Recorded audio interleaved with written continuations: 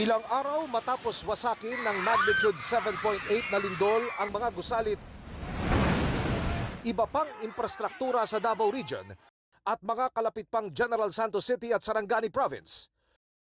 Lumutang sa Regional Office ng Department of Public Works and Highways sa Davao City ang dalawang babaeng ito.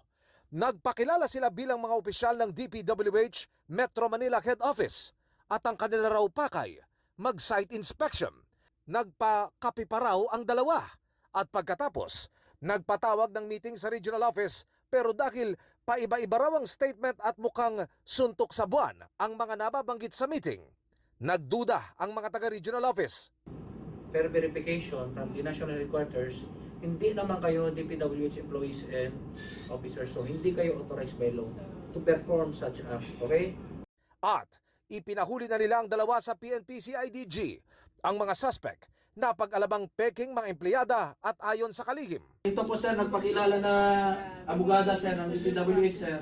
Pera-pera ang lakad. Peke yung mga ID na. Mamimili lang ng pera yung nakakaya. Galit na galit si Dizon na nakaharap ang mga suspect sa pamamagitan ng video call. Saan? National office ako, sir. Natandaan niyo. Huwag mo akong pinaglolo ko, hindi ka empleyado ng DPWH. Nakita ko yung ID mo, chairman. Wala naman chairman ng DPWH. Ikaw yung vice chairman. Wala naman vice chairman ng DPWH. Colonel, huliin mo itong mga to, kasuhan mo. Ayun, gusto ko mahuli itong mga to, makulong itong mga lumagakong to. Yes sir, for information. Kulong mo yan. Sabi nila, sila daw ang may poder para magsabi kung babayaran sila o hindi. Obvious na kung anong gagawin nun, hindi ba? Mangingikil lang yun. No comment ang mga suspect na kapwa kinasuhan ng usurpation of authority.